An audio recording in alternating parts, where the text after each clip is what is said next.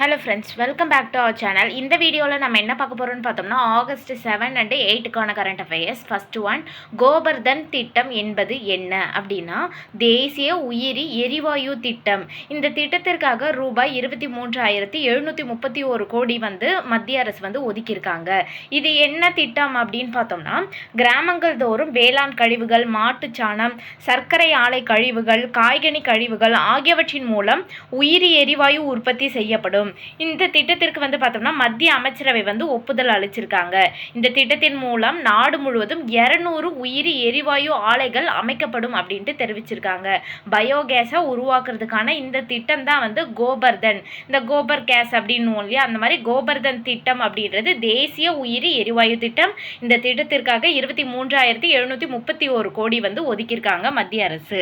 அடுத்து பார்த்தோம்னா, சென்னை உயர் நீதிமன்றத்தில் மொத்தம் உள்ள 75 நீதிபதி பணியிடங்களில் தற்போது எத்தனை தலைமை நீதிபதியுடன் சேர்ந்து மொத்தம் எத்தனை நீதிபதிகள் பணியில் உள்ளனர் அப்படின்னு பார்த்தோம்னா 66 பேர் இருக்காங்க. அதாவது தலைமை நீதிபதியோட சேர்த்து மொத்தம் 66 நீதிபதிகள் இருக்காங்க. ஆல்ரெடி பார்த்தோம்னா 51 நீதிபதிகள் இருந்தாங்க. தற்போது 15 பேரை நியமிச்சிருக்காங்க குடியரசுத் தலைவர் அவர்கள்.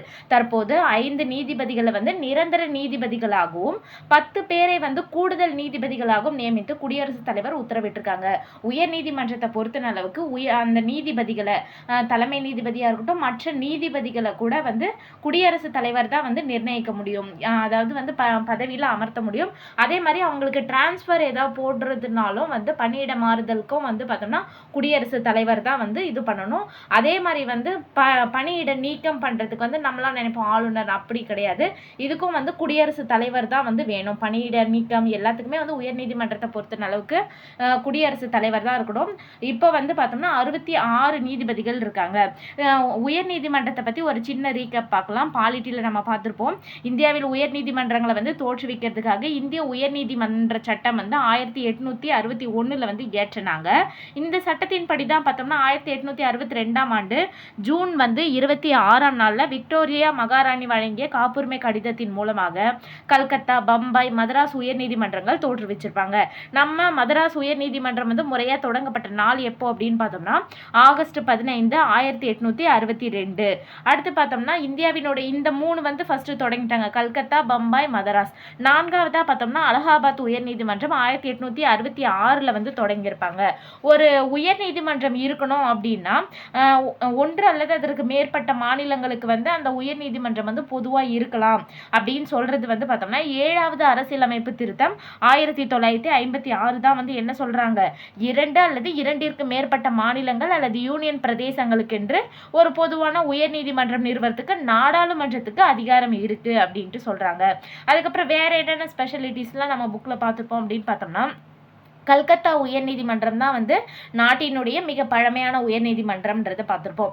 அலகாபாத் உயர்நீதிமன்றம் நாட்டினுடைய மிகப்பெரிய நீதிமன்றம் அப்படின்ட்டு பார்த்துருப்போம். அடுத்து மதராஸ் உயர்நீதிமன்ற வளாகம் தான் லண்டனுக்கு அடுத்தபடியாக உலகிலேயே 2வது மிகப்பெரிய நீதிமன்ற வளாகம் அப்படின்ட்டு சொல்றாங்க. இப்போ ஒரு உயர்நீதிமன்ற தலைமை நீதிபதியை குடியரசுத் தலைவர் நியமிக்கணும்னா அவங்க யார் யாரை கன்சல்ட் பண்ணணும் அப்படின்னு பார்த்தோம்னா, உச்ச நீதிமன்ற தலைமை நீதிபதியை கன்சல்ட் பண்ணணும். அம்மாநிலத்தோட ஆளுநர் கன்சல்ட் பண்ணிட்டு தான் உயர் நீதிமன்றத்தோட தலைமை நீதிபதி சீஃப் ஜஸ்டிஸை அவங்க நியமிக்கணும். உயர் நீதிமன்ற நீதிபதிகளோட நியமனத்தை பத்தி பேசுற விதி பார்த்தோம்னா 217. இதுவே தலைமை நீதிபதி இல்லாம ஒரு நீதிபதியை மட்டும் நான் நியமிக்க போறேன் உயர் நீதிமன்றத்தில் அப்படின்னா குடியரசுத் தலைவர் யார் யாரை கன்சிடர் பண்ணணும்னா அதே தான் உச்ச நீதிமன்ற தலைமை நீதிபதி, மாநில ஆளுநர் பிளஸ் அந்த உயர் நீதிமன்றத்தோட தலைமை நீதிபதியை கன்சல்ட் பண்ணிட்டு தான் அவங்க நியமிக்கணும். இதெல்லாம் நம்ம பார்த்துப்போம். இன்னும் நிறைய விஷயம் இருக்கு. அதே மாதிரி நீதி பேராணைகளை பொறுத்த அளவுக்கு உச்ச நீதிமன்றத்தை விட உயர் நீதிமன்றத்துக்கு தான் பவர் ஜாஸ்தி அப்படின்றத பத்தி பார்த்துருப்போம். இப்போ தற்போது எத்தனை பேர் மொத்தமா இருக்காங்க? 66 பேர் இருக்காங்க. ஆல்ரெடி 51 பேர் இருந்தாங்க. இப்போ எத்தனை நீதிபதிகள் நிரந்தர நீதிபதிகளை நியமிச்சிருக்காங்க அப்படின்னு பார்த்தோம்னா 5 நீதிபதிகளை, 10 பேரை கூடுதல் நீதிபதிகளாகவும் நியமித்து குடியரசுத் தலைவர் உத்தரவிட்டிருக்காங்க. அடுத்து இந்திய விமானப்படையின் அதிநவீன ஃபைட்டர் காம்பேட் லீடர் படிப்பை வெற்றிகரமாக நிறைவு செய்து இந்தியாவின் முதல் பெண் டாப் கன் போர் விமானி என்ற வரலாற்று சாதனையை படைத்துள்ளவர் யார் அப்படின்னு பார்த்தோம்னா பாவனா காந்த் அப்படின்றவங்க தான் பார்த்தோம்னா இந்த வரலாற்று சாதனையை படைச்சிருக்காங்க.